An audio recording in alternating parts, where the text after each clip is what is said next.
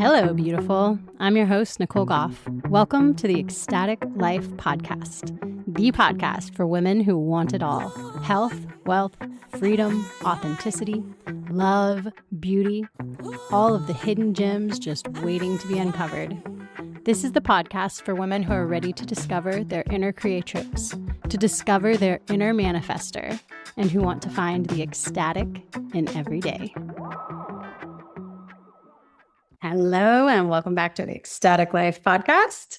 I'm Nicole Goff, your host, and I'm here for a solo episode today. And I want to talk about something that has been coming up in my Instagram feed a lot, that I have been talking to a lot of people about on Instagram and Threads and Facebook. So it seems to be really an issue for moms, particularly right now. And so I had done a blog about this about 6 months ago or so, but I think it is time for a podcast episode on the subject, and that is circadian rhythm reset and sleep, and the importance of sleep, and why the hell are we not getting good sleep and enough sleep? So I dealt with insomnia for many years, most of my life.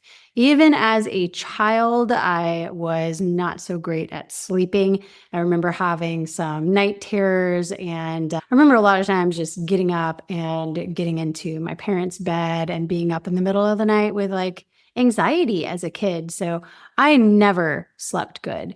And I experienced some significant trauma in my teen years and developed some PTSD because of that, and anxiety disorder, whatever, natural reaction, hypervigilance because of trauma. And so I really had bad insomnia since then. And then add on top of that, becoming a mother, and then we all know how wonderfully we sleep when we have babies and little kids in bed with us and breastfeeding and all of the rest of it. So, like I said, this seems to be a big issue. There's so many of us that are carrying around this trauma, this anxiety, and also our environment, and also just being moms. So for me, I really went on this massive sleep overhaul at the same time I undertook my massive health reclamation. And so this started when I was pregnant with number 5, my little boy, 3.5 years ago, and I was pregnant with him. I decided now I have to start taking care of myself. It was that pregnancy that really pushed me to really take charge of my health and to really become more sovereign and more loving to myself, because I was not showing up as the mom that I wanted to be, as the person I wanted to be. I was not feeling good in my skin. I was not happy. I was not the wife I wanted to be. And so when I got pregnant, surprise pregnancy with number 5, I was like, this is it. I have to start taking better care of myself. And so part of that was learning how to rest. And I was a go, like doer all the time. I mean, just nonstop. And again, that's a trauma response. That running away is a trauma response. And I was always in go mode, always going. And so this was the first time I really made an effort to slow down and to rest. And so during that pregnancy, and then especially in the postpartum that followed, I made it my mission to be in bed for half of the day. So that postpartum period, the parts of pregnancy where I was really tired, I let myself rest as much as needed, and I made sure that I got in bed very early, whether or not I could fall asleep or not. I made sure I got in bed very early and stayed in bed for like 10 to 12 hours. And during that postpartum, the first bit of it, I was in bed like 24 hours for the first 5 days. I have a postpartum how-to podcast that'll be coming up. So listen up for that one. But the 5-5-5 rule, so five days in the bed. So I was literally in the bed for 24 hours a day. But then once I got through that first couple of weeks, I still made sure to be in the bed for half of the day. And so, like I referenced, I had written a blog about this 6 or 9 months ago, and it's called "Why Bedtime is a 12-Hour Thing Around Our House." And so, this habit developed then. This 12-hour sleep habit developed then, and it's not that I am sleeping for 12 hours. I am spending each day, half of my day on sleep. And no, I'm not lazy. I am just circadian AF. So I started developing these good sleeping habits back then. And then I did some studying on resetting your circadian rhythm. I learned so much, just so much about how our environments are affecting our sleep. Our modern environments are not conducive to getting a good night's sleep. And so then I made it my mission to reset my circadian rhythm. And what has happened because of that is it just a cascade of benefits. So stabilizing my hormones and my mood and my digestion. It's boosted my immunity. I have more energy, obviously, but it just all of the cascading effects that it has had in my life, it has been such a huge thing to be able to get a full night's sleep again. I mean, you know how it is when you're running on 5 hours of sleep that you don't feel good. You know that when you've been up pacing around at 3 o'clock in the morning, not being able to fall back asleep, the next day you're going to feel like shit. I mean, that's so common for moms. It's so common for us. And what do? We fix it with caffeine. We pour caffeine over it. We pour coffee over it. And then we're wired and tired. And we call this normal. This is just completely normalized for mothers. But it's not normal. It's not normal and it's not required. So for anybody that tells you, sleeplessness is just part of motherhood, not true. And I'm here to explain to you how you can take control and how you can heal your circadian rhythm, heal your sleep pattern, and feel excellent. I have personally made sleep a sacred, non negotiable part of my wellness journey. And it has not only helped me in profound ways, but it's also helped my kids too, because we all know how kids are when their quality of sleep is not good. Also, we know how it affects them too. And it's not just the little kids, but teens. I started on this journey when my eldest daughter was in high school.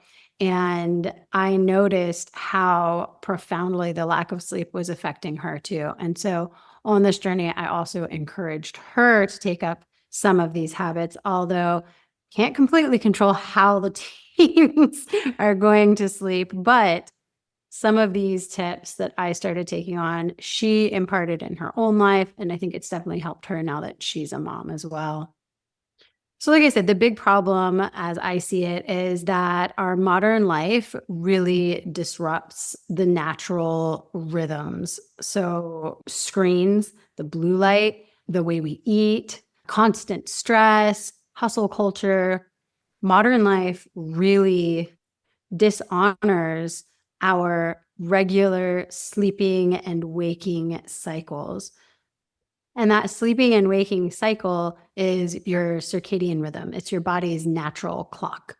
And it is not just the circadian rhythm is not just regulating sleep, but it regulates your hormones, your appetite and digestion, your body temperature, your immunity. I mean, so a crappy night's sleep doesn't just set you up for feeling crabby. It's like triggering a whole cascade of negative events throughout your body.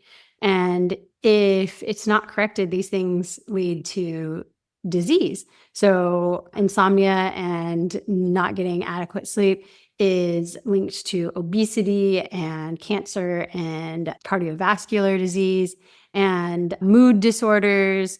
And also, the lack of clarity, brain fog, as we call it, the mom brain. Having your circadian rhythm or your internal clock on point is really important for everything, for your entire life. Sleep deprivation is a form of torture. So that says a lot.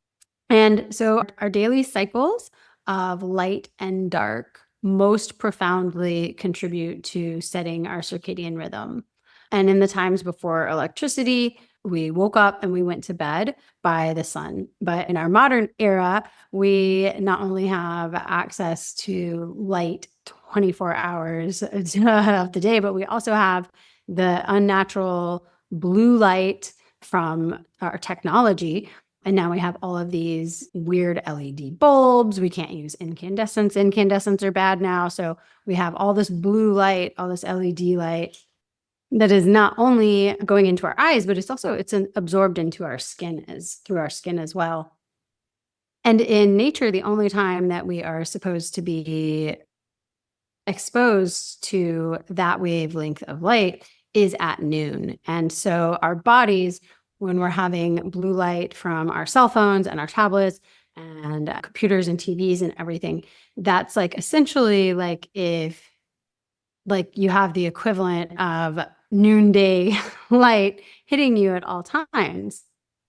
And this technology isn't just exposing us to lights that are disrupting our circadian rhythm, but also the EMFs. So who knows, what this 5G is doing to us now, depending on who you follow and what you listen to, all kinds of terrible stuff, but definitely the electronics. And one of the worst culprits is Wi-Fi. So we are electrical beings and we're exposing our bodies to this electromagnetic pollution all day, every day. And so that is really affecting our sleep as well. Another part of it is the fast-paced culture that we live in. So, like I said before, I was guilty of this for many, many years. You just go, go, go, and you never give yourself time to rest and integrate. I was burning the candle at both ends for so many years. And this causes a dysregulated nervous system and high stress and high levels of cortisol. And when your brain is always in that go, go, go mode, when you're constantly in that thinking, it's hard to shut that off at night. I had such bad like hamster wheel. That's what I've always called it. At night, I would lay there and it was like the hamster wheel just kept turning and turning and turning. And I didn't know how to shut that off. I didn't know how to silence my brain. I didn't know how to still my body. Didn't know how to be in my body and be calm and just breathe and just relax. And so that is a very big problem too. We are all living very disconnected from our bodies, and we are all living up here in our heads most of the time. And that is also not good for sleep. Our bodies were designed for periods of rest and regeneration, and we generally are not allowing that. And culturally, that's also seen as lazy for moms. When we take a break, generally we're feeling guilty about it. And so another thing, part of this has been to let go of that, guilt. But so what do? We live in this modern culture. We live in this modern era. We are exposed to the technology, and it's very, very hard to get away with it. We can't go back to living like the little house on the prairie. So what do we do? Well, that is why I'm doing this blog. I spent a couple of years researching and implementing all of the things, and I have got it distilled down to like a 10-step program to reset your circadian rhythm and start getting the best sleep of your life. That's how it was for me anyways. I swear I had not slept so good once I got all of these things in place. I had not slept good like that since I was probably a baby. It improved my clarity, my mood, my focus, my immunity. Like I said, like everything improved once I got my sleep under control. So let's get into them. So, my number one thing is to avoid screens at night. And I am sure everyone out there right now is balking, but this has been such a game changer. And so I have developed a 12-12 fasting cycle with my electronics. So I try to spend 12 hours of each day not looking at any devices at all. And that's 12 consecutive hours. So I do 8:30 p.m. to 8:30 a.m. So at 8:30 p.m., I put my devices away. I make sure I'm done with all my work. I put my phone away. Like I try not to even glance at it. Occasionally something will pop up and I do, but I try my hardest not to glance at it. And if I do need to use my phone later than 8:30 for any reason, I adjust on the other side. So let's say I have to get on my phone because I need to text some people about something that's happening the next day. And I use my phone until 9. Well, then I won't pick my phone back up the next morning until after 9 a.m. So this 12-12 fasting cycle, I also do this with food, but it's funny. I developed it as a detox, and it's been such a game changer. So at first, I had to use the digital well-being setting on my phone to actually block myself from using the phone. And I had to be very, very strict on myself and very strict on my kids too, because it especially affects them. So you can get apps, or most phones have some kind of a screen time setter, and just set limits so that you can't turn your phone on and look at it. And now, I've gotten to the point where I don't need that anymore. And most of the time, I can be really good about not picking up my phone in the evening. But if you have to use your phone at night, if there's some reason why you can't avoid using it at night, then I also recommend using the blue light blocking glasses, which I just realized I'm not wearing mine right now. Here they are. So yeah, blue light blocking glasses, if you have to get on to your phone at night, definitely put on a pair of those. These that I'm wearing right now are the daytime ones. They have the clear lenses, but for nighttime, you want to get the ones with the amber lenses. And you can also put your phone settings or your laptop settings to warm light. Mine has something called night shift. And so it, I guess, uses satellites to know when the sun is setting. And as the sun is setting, it shifts from the blue light into the warm light. This is something that can be really helpful for teens because, like I was saying with my teenage daughter, it was a stretch to tell her that she was not allowed to use her cell phone in the evening. And so the blue light blocking glasses can be very helpful in that because it doesn't disrupt the circadian rhythm the way staring at the screen with your naked eyes does. And there have been some really good studies on this, and I will try to link them in the show notes. So, tip number 2 is to turn off your Wi-Fi router and to leave your devices in another room when you sleep to avoid EMF exposure. So, the electromagnetic fields it's an environmental toxin, and they have been shown to cause all kinds of harm to our bodies, including insomnia.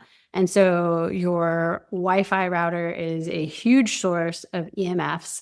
And I make sure to never have a router located in or very close to any of the bedrooms in my houses. And it's preferable if you can unplug it before you go to bed. I also make sure to plug my phones in for the night away from the bedrooms as well. I keep mine in the office. You can also use a Faraday cage if you want to keep your phone in the bedroom for like an emergency or something like that. They make these little Faraday boxes that you can put your phone in, and that blocks the signal. But regardless, the point is to keep that phone and any of your other devices. So that's your tablet, your cell phone, that's your tablet, your laptop, your computer, TVs. I do not ever keep TVs in my room, but any sort of electronics, to keep them as far away from your bed where you're sleeping as possible. So number 3 is I observe a 12-12 fasting cycle from food as well. So many of your functions of digestion, absorption, and metabolism affect daily rhythm based on the cycles of light and dark. So your circadian rhythm is not just about sleep, it is also about digestion. Your digestion is very intrinsically tied to your sleep patterns. And so when you restrict yourself from eating for those, I do the same 12 hours of fasting for food as I do for my electronic devices. And when you restrict yourself in that way, you give your body time to properly digest and absorb and metabolize your food. Without that period of rest, without that break from digestion for your body, you are unlikely to get to tasks like proper cellular repair, mitochondrial repair. So your body really crucially needs that time in order to be in peak health, in order for your immune system to function properly. Your body needs that time during sleep to be concentrating on taking care of other tasks, cleaning up the dead things and cleaning out the bacteria and the viruses and things like that, that it can't get to when you're constantly in digestion mode, when you're constantly processing food in your body. And so it's recommended that you stop eating 2 to 3 hours before you go to sleep. So for me, I usually try to be completely done eating by 8 at the latest. So this gives my body a couple of hours to digest the food that I have been eating at dinner, but it's not so long that I feel like hungry, like I might need a snack before bed. And I know that for some people, giving up like an evening snack can be really tough. I know I used to be big on snacking in front of the TV before bed, and that is like one of the worst habits that we can have as far as this goes. Because generally, those snacks are not healthy. I know for me, it was cookies or popcorn or things like that. And we're not eating consciously because we're busy watching a show or something like that. But that habit is super bad for our sleep. And surprisingly, you wake up more hungry. So you're more likely to get up and carb binge again on things that are unhealthy when you do that. I have found that since I started the 12-12 fasting cycle, that I don't wake up so hungry. I don't wake up and like immediately need to go eat. I wake up and I drink tea and I let my digestive system wake back up. And a lot of times I go for longer than 12 hours without the food. 15 hours is really optimal, actually. And 15 hours can seem like a lot at first. So starting with 12 hours is definitely better. But now I like to try to go, because it's actually 12 hours is kind of like the minimum that we need for that cellular repair that I was talking about. At 15 hours, even more repair is happening. There are even greater benefits. And then actually, when you're talking about fasting, I think I'll do a whole other podcast about this, but when you're talking about fasting, there are more benefits for even longer fasts. Not that you can do a 24-hour fast every day, obviously, but there are even more benefits once you restrict for those hours, and they change each one. And before I get to number 4, I will also say that this habit has not only been helpful for my sleep, but it has helped me to regulate my blood sugar and to lose weight. And so this 12-12 eating cycle has been another thing that has just been super beneficial for me. So on to number 4. Number 4 is to avoid caffeine and stimulants in the late afternoon and evening. It is recommended to avoid caffeine and stimulants 8 hours before sleep. I mean, everybody knows that stimulants keep you awake. That's why that's why we use them, duh. So avoiding them for 8 hours will ensure that you have had enough time to metabolize them and will, of course, improve your ability to fall asleep. I have found for me, my cutoff for any kind of caffeine or other stimulants is 4 o'clock. So I can still have like a coffee or a tea or something like that at 4 and still be able to get to bed. My normal time to be asleep is like 9:30 or 10. Usually in bed, laying down by 9:30, asleep by 10. So for me, I need that 6 hours to metabolize the caffeine and I feel fine. But you need to learn your own body's reactivity and sensitivity to that. Some people are really sensitive to chocolate and even the stimulant from chocolate, which is like chocolate doesn't have caffeine exactly, I don't think, but something similar. And some people are so sensitive that they should not be having any kind of chocolate dessert or chocolate in the afternoon or evening because it will do the same thing. For me, I don't have that problem. I can eat chocolate at 8 p.m. and be fine. I've never noticed a problem with that. But you should really kind of start bringing awareness to these things and see how your body feels. See, like, what happens if you go a few days in a row with no stimulants in the afternoon, say like after 2 p.m., and then a few days in a row, see if you do have chocolate or tea or whatever in the later afternoon, and write down, notice the difference, see if you sleep better. But yeah, it's important to listen to your own body and to respect your own body's boundaries around things like that. Number 5 on resetting your circadian rhythm and getting a good night's sleep is to try to observe the sunrise and the sunset each day. Actually, to get the light, that early morning and late afternoon light into your eyes and on your body every day. So the wavelengths of that light signal to your body that it is either time to wake up or time to go to sleep. They help with the transition from waking to sleeping, sleeping to waking.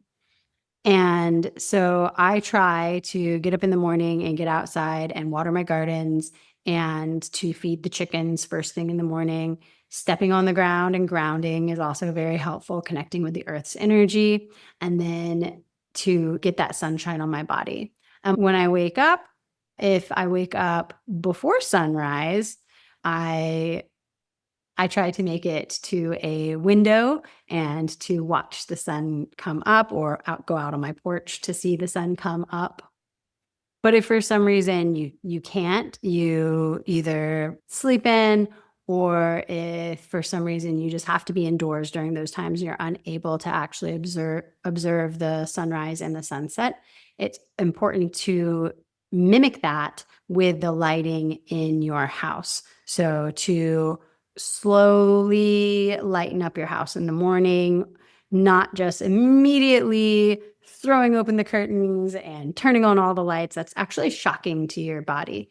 So the natural thing is for your body to adjust slowly. So kind of slowly turning on lights, and in the evening, the opposite, slowly turning off the lights. And if the sun sets early in the day, such as when it's the shorter winter days, then it's definitely important to make sure that you do that to mimic that natural waning of light in the evening. Because how we interact with light is really key to resetting your circadian rhythm. So these are 3 times a day to really think about. In the morning, sunrise, getting the morning sun. In the middle of the day, going outside and exposing yourself to the noonday sun. And then the evening, sunset, observing the evening sun. So, number 6, make your house colder at night. I am not an air conditioner person. If you know me and have ever been to my house, you will probably have sweated because I keep my AC in Florida in the dead of summer when it is 100 degrees outside at 80 to 82. And I have always been that way. I like to be warm. And so I usually would keep my house 80 or whatever at night too. But what I've learned in this research is that it is natural for your body and good for your circadian rhythm to have a lower temperature in the night and that it helps you sleep. And so now, since learning that, I have been turning my AC down to 77 at night, which is cold for me. The actual optimal sleep temperature, according to studies, is 60 to 67 degrees at night. To me, that just sounds freezing and I just can't do it. But even just lowering that few degrees, 3 to 5 degrees that I do at night, has really helped a lot. And actually, if you have babies or toddlers, it should be a bit higher. And a caveat, let me say, when you're in the postpartum period with a newborn, you should actually keep your house much warmer. So for those first 40 days, I would keep my house at actually 85, like basically a sauna, and torture everyone else in the house. But with babies and with toddlers at night, 65 to 70 is supposedly optimal, but definitely not for newborns. That is way too cold for newborns. So, number 7 is how I interact with lights at night. I already said before that it's really key to observe the sunrise and sunset. Well, in the evening, as we move into bedtime, I slowly turn off the lights, like I said. And so that's mimicking that sunset feeling. So even if you are observing the natural sunset, but then you have indoor bright lights on up until bedtime, this is still going to mess up your sleep cycle. So how I do this is after dinner, I begin lowering the lights in my house systematically until bedtime. And then at bedtime, I extinguish all the lights. And so I have salt lamps, which are warm, that I'll use in the bedroom up until time to go to sleep. And then those go off last. I also think it's really important to avoid the use of fluorescents and LED lights. And I know that's getting harder and harder now that they've made this ban on incandescent bulbs, which is absolutely horseshit, in my opinion. But I make it an effort to seek out and find those bulbs and not use the fluorescents and the LEDs. For many years, people would have been using candlelight in the evenings, and that would be optimal. That would be ideal. But again, this isn't Little House on the Prairie. And that's probably asking too much of most people, even me. I mean, to go around lighting candles. So I do feel like the salt lamps are kind of a nice in between. It gives that same kind of warm light like a candle would. And those come with a toggle switch, so you can actually toggle them down lower and lower and lower. Number 8 is to use blackout curtains if you live anywhere with light pollution. So I've been fortunate enough to live in the woods for most of my life, which is amazing. Not a whole lot of light pollution. But where I'm at now, we do have neighbors and there are motion sensor lights outside. And so I've got some big blackout curtains up over my sliding glass doors and over the windows in our bedrooms. And that has done wonders for our sleep because there is nothing worse than a light coming on because a cat ran across the porch in the middle of the night and waking you up, let me tell you. So I draw the curtains in the evening as we're doing our wind down routine, and then I open them up slowly in the morning as we're doing our wake up routine. So, speaking of routine, that brings me to number 9, which is to use routines and sleep cues.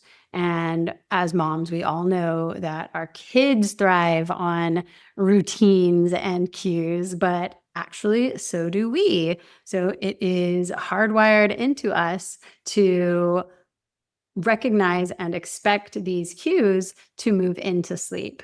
And so that is telling your body, to your brain, it is time to go to sleep, get ready to go to sleep. And it's very important to keep these same sleep routines. I mean, just think of how it is when you're on vacation. Everybody's sleep gets messed up, everybody's routine gets messed up.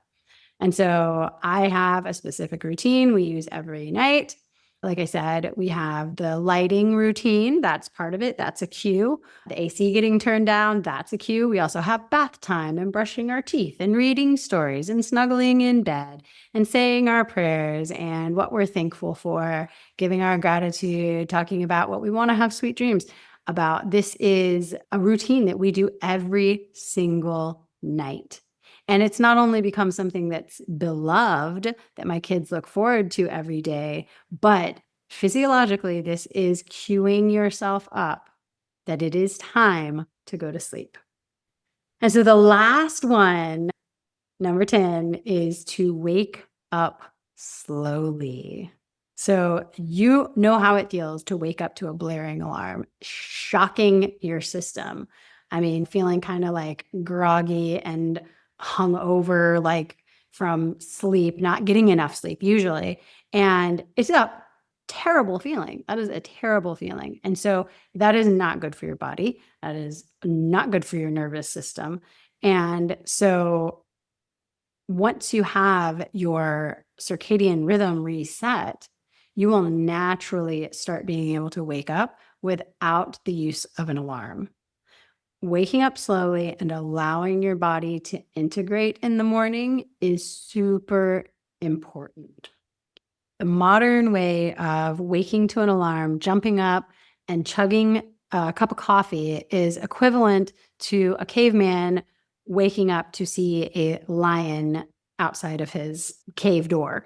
And it's not good for our nervous systems, and it is not good for our state of mind, our stress, our anxiety.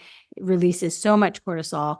And so this like sets you up to have a bad day. So as much as you can, and this is much easier once you get your circadian rhythm reset, try to wake up without an alarm and try to move slowly in the morning. Allow your body to integrate. Allow the dreams that you have had the night before to integrate. See what you can learn. If you have time to journal, see what you can learn from those dreams and allow yourself to view the sunrise and take in the sun slowly. Be slow about taking in nourishment. Start with like a warm beverage, slowing down in the morning. And I know this might seem like a crazy luxury if you're used to running on empty and not getting enough sleep, but you will get there. If you do the other 9 habits, you will get there to the point where you start having slow mornings, and it is such a game changer. It just feels so good. And another thing on that note, do not check your cell phone first thing in the morning. Ignore your notifications as long as you can, because that switches your brain into a completely different mode. puts you on that roller coaster of dopamine hits and everything else. So try not to pick up your phone for as long as possible. I mean, gamify it, make a game of it. How long can you go without picking up your phone and checking your notifications? If you can manage to wake up before your kids, what is really amazing to do at this time in that early morning hour is meditation and manifestation. It is the perfect time for that because when your body is still in that state, kind of between waking and sleeping, you are very susceptible. Your mind is very open to manifestation. And so for me, I get up and that is the first thing I do. I meditate in my sauna and I manifest my day. And if you're thinking right now that this all sounds really nice, but not realistic, that is a belief that is worth challenging because I am telling you, if you had asked me 10 years ago if I would ever sleep like a baby as a mom, I would have laughed at you. But these little changes have made such a huge difference. I mean, even just adopting a few of these can radically shift your energy, your mood, your vitality, your health, everything. So start slow. I didn't do this all overnight. Start integrating one new habit at a time and see how your body feels. Sleep is a form of self-care. So start honoring yourself, start honoring your day. I wish you the most ecstatic of experiences in getting back in touch with your body and her cues. And if you would like any support on resetting your circadian rhythm, I am more than happy to help. Until next time, bye.